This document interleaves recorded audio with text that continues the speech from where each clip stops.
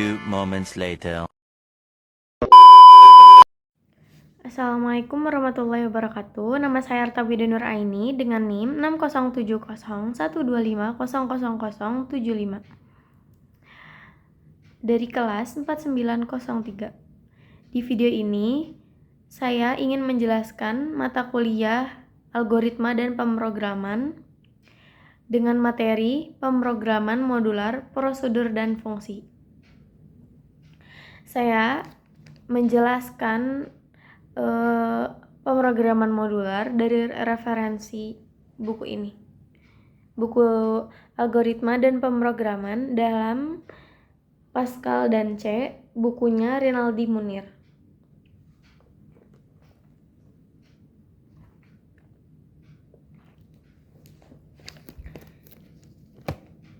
Diawali dengan kutipan, untuk mencapai suatu tujuan besar, maka tujuan tersebut harus dibagi-bagi menjadi tujuan kecil. Sampai tujuan kecil itu merupakan tujuan yang dapat dicapai berdasarkan kondisi dan potensi yang dimiliki saat itu. Al-Khwarizmi. Ucapan Al-Khwarizmi di atas sangat mengena dalam kegiatan pemrograman. Program yang besar lebih sulit dimengerti dibaca dan lebih sulit lagi dalam melakukan pelacakan kesalahan jika ada. Oleh karena itu, program sebaiknya dipecah menjadi beberapa upaprogram atau subprogram yang lebih kecil. Setiap upaprogram melakukan komputasi yang spesifik. Upaprogram yang baik adalah upaprogram yang independen dari program utama sehingga programnya dapat dirancang tanpa mempertimbangkan konteks di mana ia digunakan. Dengan kata lain, pemrograman tidak perlu mempermasalahkan bagaimana upaprogram tersebut dilakukan, tetapi cukup memikirkan apa yang ia lakukan. Upaprogram yang bagus menyembunyikan detail operasi dari bagian program yang tidak perlu tahu tentang upaprogram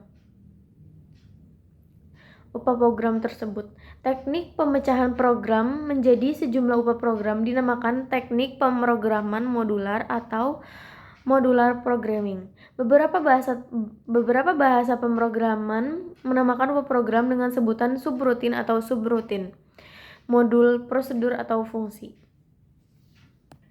Di sini aku akan kasih tahu kalian apa sih keuntungan modularisasi.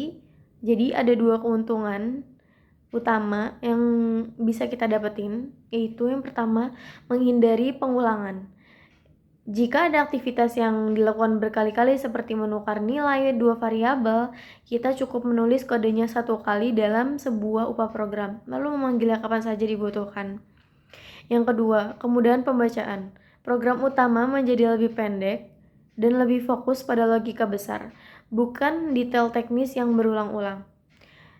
Contoh, dekomposisi program. Nah, di sini kita bisa lihat upaprogram baca khusus untuk menginput data, upaprogram tukar khusus untuk proses logika pertukaran, upaprogram tulis khusus untuk menampilkan hasil. Terus kita di sini memahami prosedur.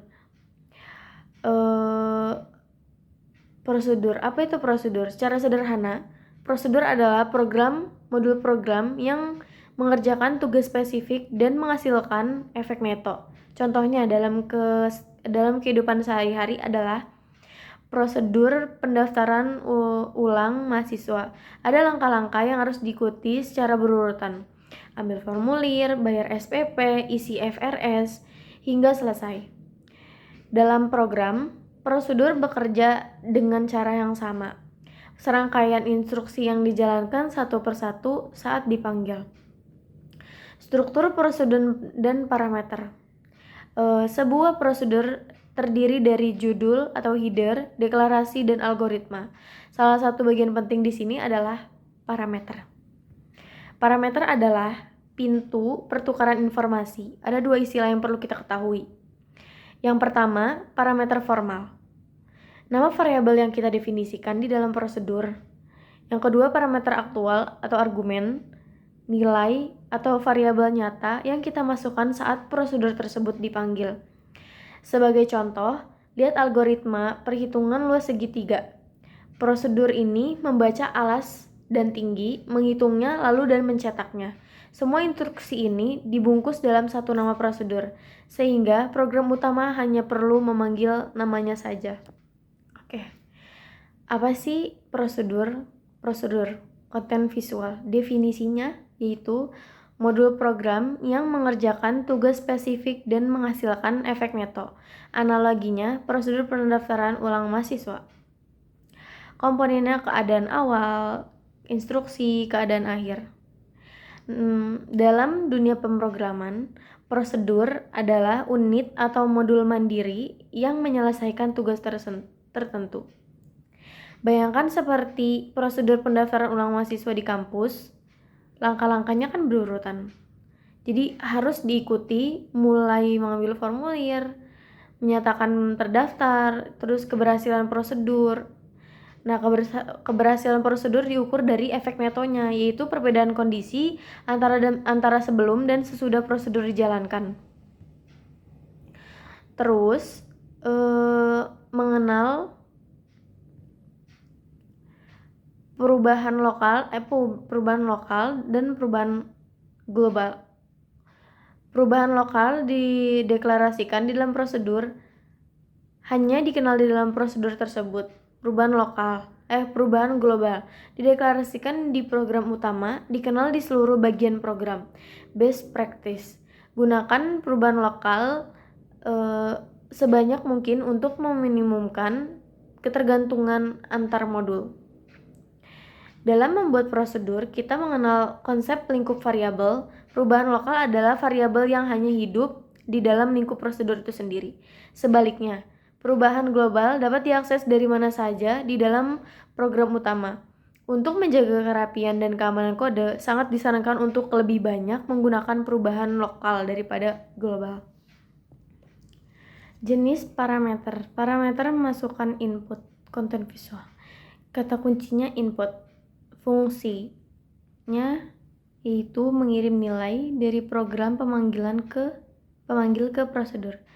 Sifatnya, perubahan nilai parameter di dalam prosedur tidak memengaruhi peubah di program utama. Berdasarkan maksud penggunaannya, ada 3 jenis parameter. Pertama adalah parameter masukan atau input. Parameter ini hanya berfungsi mengalirkan informasi dari luar ke dalam prosedur. Nilai yang masuk akan diproses, namun apapun perubahan yang terjadi dalam prosedur tidak akan mengubah nilai asli variabel di luar prosedur tersebut. Jenis parameter keluaran atau output. Kedua adalah parameter keluaran atau output. Ini digunakan ketika kita ingin prosedur mengembalikan satu atau lebih nilai hasil perhitungan ke program utama. Syarat mutlaknya adalah parameter aktual yang kita gunakan saat memanggil harus berupa variabel agar menyimpan nilai yang dikirim balik oleh prosedur. Jenis terakhir adalah parameter masukan atau keluaran atau input atau output. Ini adalah parameter dua arah. Nilai awalnya dikirim ke prosedur untuk diproses. Lalu hasil modifikasinya dikirim kembali ke variabel yang sama. Contoh umumnya adalah prosedur untuk menukar dua nilai atau menambah nilai variabel secara langsung. Setelah memahami apa itu prosedur, kita perlu tahu bagaimana data mengalir di dalamnya. Pertama, ada parameter masukan atau sering disebut pass by value. Dalam mekanisme ini, nilai dari peubah aktual disalin ke parameter formal. Penting untuk diingat bahwa perubahan nilai di dalam prosedur tidak akan diubah nilai variabel asli di program utama karena yang dikirim hanyalah salinan nilai saja. Yang kedua, yaitu parameter keluaran output dan masukan atau keluaran, input atau output. Kedua adalah parameter keluaran di sini justru mengirimkan nilai hasil proses kembali ke program pemanggil. Parameter aktualnya harus berupa peubah variabel bukan konstanta. karena ia akan berfungsi sebagai wadah untuk menampung hasil tersebut. Terakhir adalah parameter masukan atau keluaran. Ini adalah jalur 2A. Data masuk ke prosedur untuk diolah lalu hasil dikembalikan melalui parameter yang sama. Ini sangat berguna untuk operasi tersebut, prosedur penambahan nilai atau INC, atau pertukaran nilai. Sekarang mari kita beralih ke konsep fungsi. Sama seperti prosedur, fungsi adalah upaprogram, namun fungsi memiliki ciri khas, ia memberikan atau mengembalikan return sebuah nilai dari tipe data tertentu.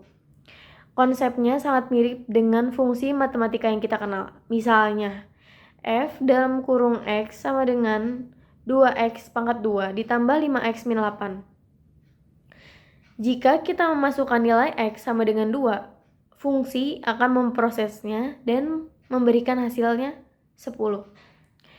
Struktur pendefinisian fungsi. Struktur fungsi hampir sama dengan prosedur, namun ada dua perbedaan utama, yaitu header, kita harus menentukan tipe nilai yang dikembalikan, misalnya real atau strip, real atau strip integer. Pernyataan return. Di akhir algoritma, kita menggunakan perintah return diikuti ekspresi yang ingin dikembalikan nilainya. Terus, memilih prosedur atau fungsi. Kapan kita menggunakan prosedur dan kapan kita menggunakan fungsi? Gunakan fungsi jika model tersebut dimaksudkan untuk menghasilkan satu nilai tunggal sebagai efek neto. Gunakan prosedur jika modul tersebut memiliki banyak keluaran atau jika tujuan utamanya adalah sebuah aksi atau efek seperti mencetak data atau mengubah banyak variabel sekaligus. Menariknya sebuah fungsi seringkali diubah menjadi prosedur dengan cara menjadikan nilai kembaliannya sebagai parameter keluaran. Jadi aku akan membuatkan ringkasan perbedaan utama antara prosedur dan fungsi. Jadi si prosedur itu tujuannya itu menjalankan serangkaian aksi. Kalau fungsi itu menghasilkan nilai tunggal. Untuk output prosedur lewat parameter output atau input atau output. Kalau fungsi lewat mana fungsi itu sendiri atau return. Pemanggilannya prosedur itu berdiri sendiri sebagai instruksi. Kalau fungsi digunakan dalam ekspresi atau penugasan. Oke, di sini aku ingin kasih kesimpulan secara menyeluruh. Yang pertama, filosofi modularisasi. Fondasi program yang sehat, inti dari seluruh pembahasan kita hari ini berakar pada kebutuhan untuk mengatasi kerumitan. Sesuai prinsip yang diutarakan Al-Khwarizmi, kita tidak bisa menyelesaikan masalah besar sekaligus. Kita harus memecahnya menjadi bagian-bagian kecil yang dapat dikelola. Pemrograman modular bukan sekedar pilihan gaya penulisan, melainkan sebuah keharusan teknik untuk menciptakan perangkat lunak yang efisien, terbaca, mudah dipelihara. Prosedur sebagai aktor utama kita telah mempelajari bahwa prosedur adalah modul yang berorientasi pada aksi atau aktivitas. Ia didefinisikan oleh perubahan keadaan dari keadaan awal K titik awal menjadi keadaan akhir K titik akhir yang kita sebut sebagai efek neto. Dalam merancang prosedur, disiplin penggunaan variabel sangat penting. Kita harus memprioritaskan penggunaan peubah lokal yang hanya hidup di dalam prosedur tersebut untuk menjaga kemandirian modul, dibandingkan peubah global yang dapat memicu ketergantungan antar kode yang rumit.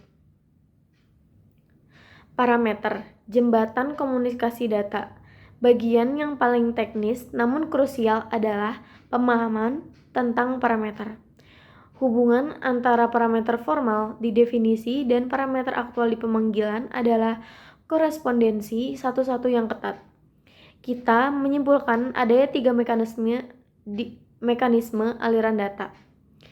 Yang pertama, masukan atau input bersifat satu arah, baca saja. Perubahan di dalam prosedur tidak akan menyentuh data asli di luar, sehingga aman untuk menjaga integritas data. Yang kedua, output atau keluaran digunakan khusus untuk membawa hasil proses keluar karena sifatnya menampung hasil. Parameter aktualnya wajib berupa variabel. Yang ketiga, masukan atau keluaran, input atau output, bersifat dua arah. Ini adalah mekanisme terkuat di mana prosedur dapat memodifikasi data asli secara langsung. Sangat vital untuk operasi seperti penukaran, swap, atau increment. Fungsi versus prosedur. Memilih alat yang tepat. Terakhir, kita membedakan prosedur dengan fungsi. Jika prosedur adalah tentang melakukan aksi, maka fungsi adalah tentang menghitung nilai. Gunakan fungsi ketika tujuan modul Anda adalah mengembalikan satu nilai tunggal, seperti rumus matematika, dan dipanggil dalam sebuah ekspresi. Gunakan prosedur ketika modul Anda melibatkan aktivitas input atau output seperti mencetak ke layar, menghasilkan banyak keluaran sekaligus, atau memanipulasi struktur data yang kompleks. Meskipun berbeda, keduanya adalah ekuivalen. Fungsi dapat ditulis ulang menjadi prosedur dengan mengubah nilai balikan return value menjadi parameter keluaran. Di sini aku ingin kasih tahu kalian mengenai contoh mengubah fungsi menjadi prosedur. Nanti aku kasih berupa fotonya.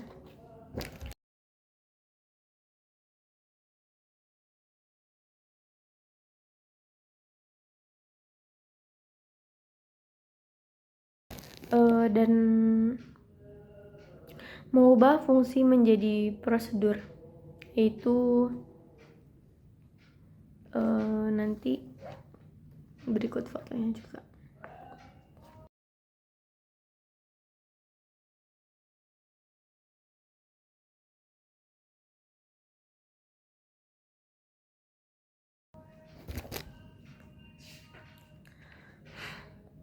Prosedur hitung rata-rata memiliki satu parameter keluaran. Karena itu, ia dapat diubah menjadi fungsi. Apabila ditulis sebagai fungsi, maka parameter keluaran U tidak diperlukan lagi.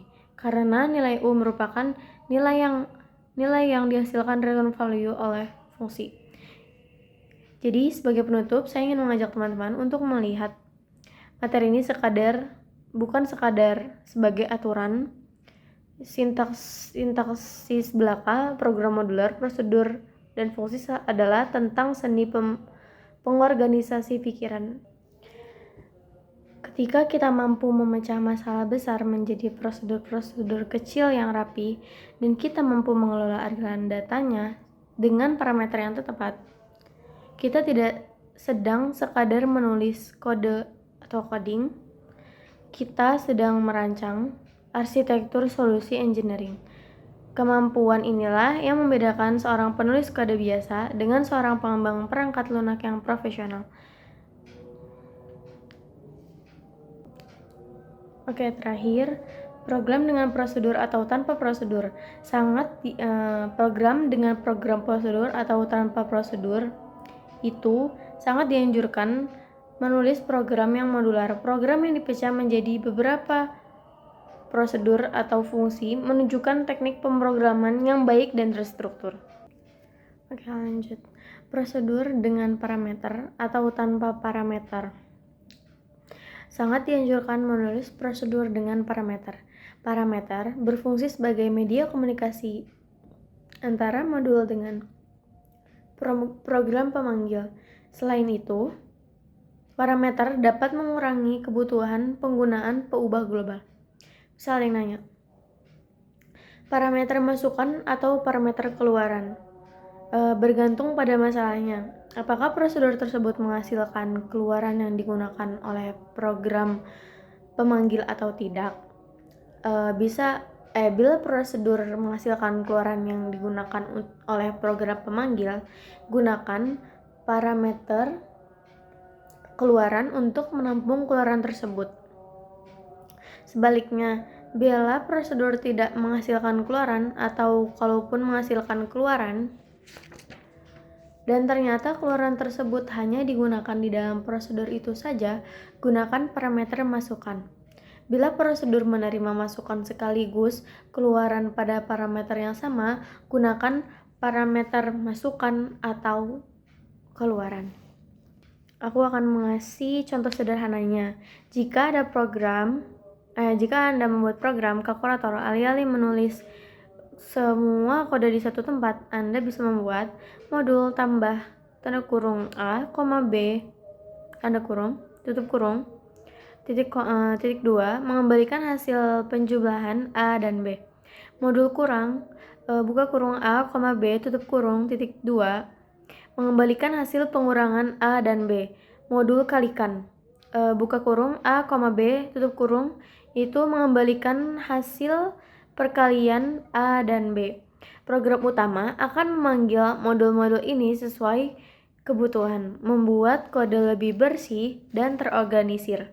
Saya ingin membacakan soal dari pemrograman modular, yaitu perhitungan diskon belanja. Sebuah toko memberikan diskon berdasarkan total belanja. Jika total belanja mencapai 500.000 atau lebih, maka mendapat diskon 15%. Jika di bawah itu, diskon hanya 5%. Buatlah algoritma untuk menghitung total yang harus dibayar setelah diskon.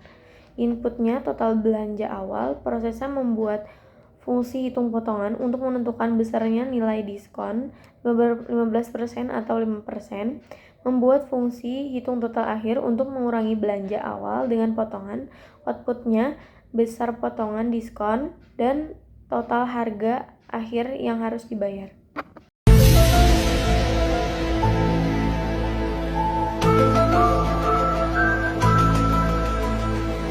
Di sini saya akan menjelaskan kode Java-nya. Yang pertama, import Java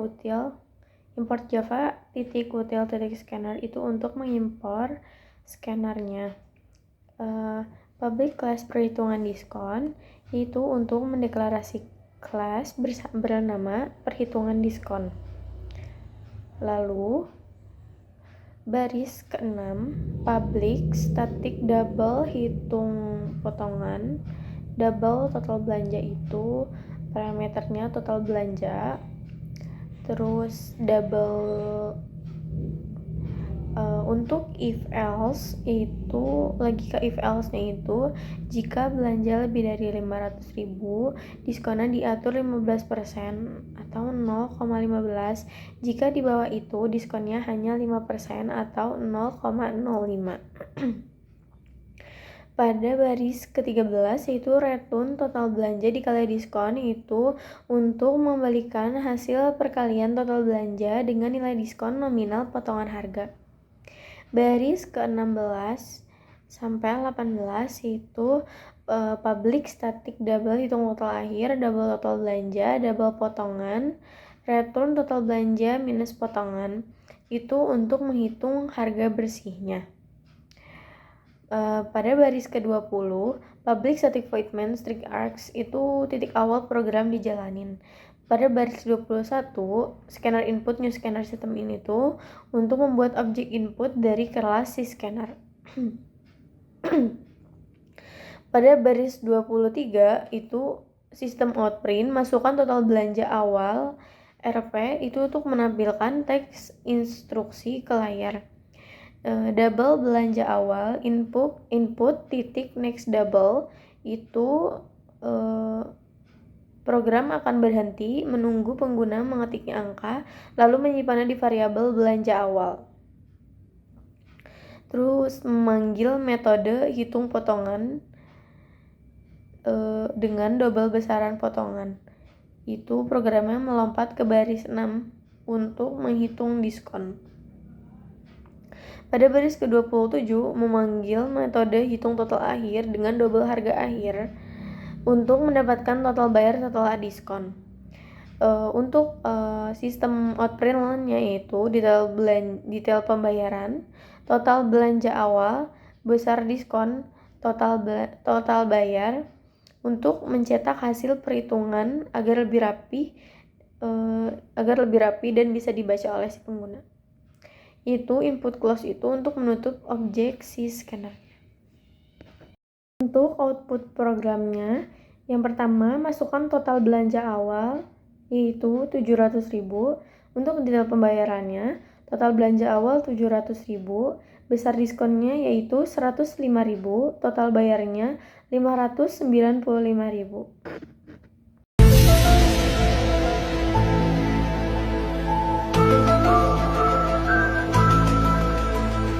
Sekian dari saya, kurang lebihnya mohon maaf. Wassalamualaikum warahmatullahi wabarakatuh. Tamatnya sudah.